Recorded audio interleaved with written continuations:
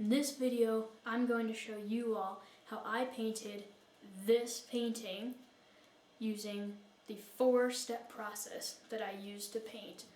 My 4-step process is covering, forming, detailing, and finalizing.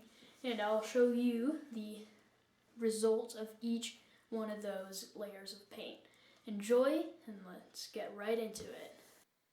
So I started off with, of course, the first phase of the painting, which is covering. Now, a lot of people call this the block-in phase. I like to call it covering because for me, I find that it's way easier to kind of sculpt the painting after you have a first layer. So the first layer is extremely crude, but it shows you what you want to have, but the main purpose is that it covers the painting.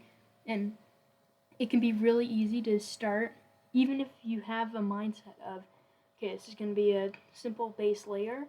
It can be really easy to try to detail things on a completely white canvas, but if you save some of your more intricate work, like, and even just some of your times where you're changing your painting and its composition, if you save that for after the painting has been covered fully, you'll thank yourself for it because it'll be so much easier.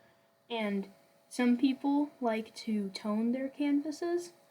I've never really tried it, but I do think that will help some people in their covering phase.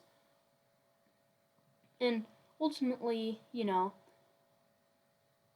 covering the canvas could just be toning it, but I prefer to kind of take a more active approach and still crudely cover the canvas, but get rid of all the ridges in the canvas so that I'm doing my more detailed work on actual paint, not on top of, a blank canvas, which if you've painted before, I'm sure you'll know what I mean when I say that painting on a canvas that hasn't had anything on it, is really tough.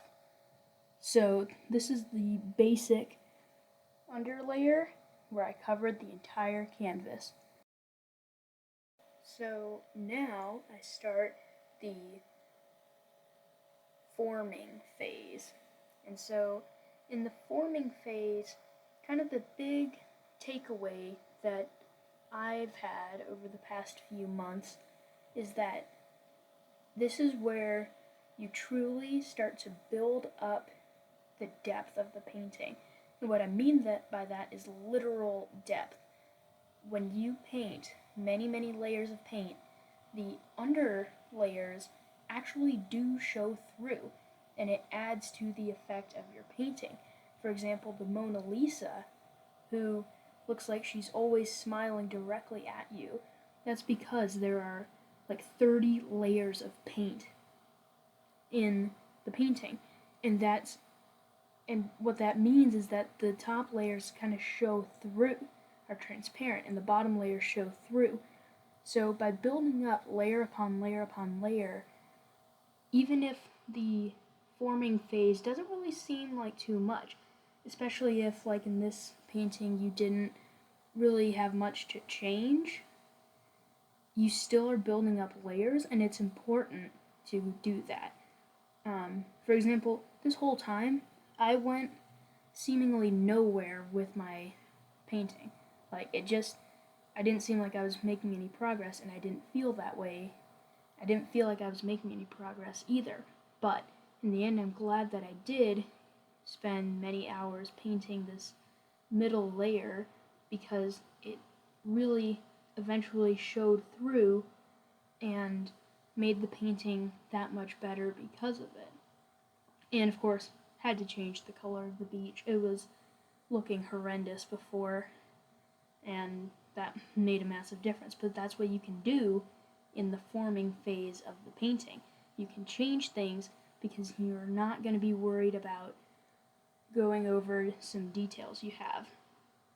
And this is the end of the forming phase.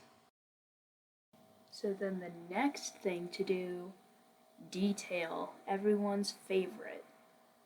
You can probably tell that I was sarcastic there, but I actually really love this phase because you can kind of sit back, do some monotonous tasks, but eventually the result really pays off. Now, in this case, I saw the wave and was like, nope, I just need to do a complete overhaul of it. And I looked at pictures of waves and was like, oh, it's a really turbulent flow of water, actually.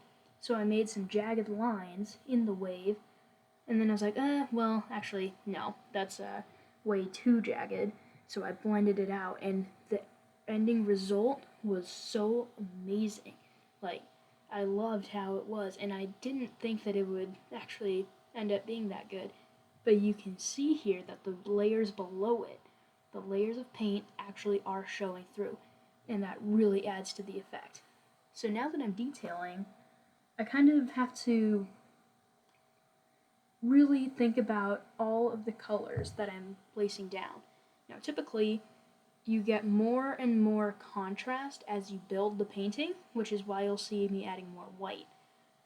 And even in the detailing phase, you can still make changes to your painting. You don't just have to detail the whole time just because you're in the detailing phase. I had to change this wave in the background to look more like it was just like gonna start breaking over soon, but not just yet. And I was able to change that and then still add the effect that I added to the first wave, and it really sold the effect of the whole painting. So that just goes to show you can still make changes even when you are not in the covering or forming phase. So this is the detail phase, and I was so happy with how it turned out. So now we get to probably the most important phase of the painting process aside from your first layer, and that is finalizing. In the case of this seascape, that was placing thousands of dots to look like sea foam, and it's monotonous, but it's the kind of thing that really makes the seascape come together. And so as a painter, I have to visualize ahead kind of what this is going to look like with the sea foam. And I didn't realize how much of an impact it would make, but it was really cool.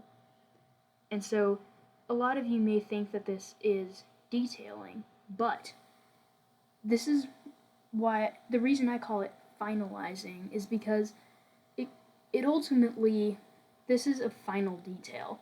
Sure, it's major, but it's final. These are some of the last touches that I'm making.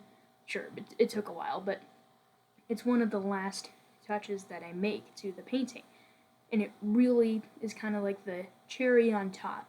This painting looks so different once I've added in all this sea foam, and I'm really glad that I did. But it falls under finalizing and not detailing because it's just kind of, well, it's going to sound funny coming out of my mouth, but it's the final thing. And ultimately, those final details really could make the difference for your painting. And ultimately, this is probably the coolest addition to the painting yet, all this sea foam. And so, I guess what I want to say is, like, as a painter, you should visualize ahead what you think that final element is going to be. And as you're painting, try to imagine that that's already there so that you can plan to make your painting suitable for that when it comes. And here I'm just finishing up the clouds because they were a major eyesore. That should have fallen under detailing, but it was the very last thing I did, so I guess you could say it's finalizing. And this is the painting. Thank you all so much for watching this video, and if you really enjoyed it, please leave a like, and I will see you next time. I love this painting, by the way. Just loved it.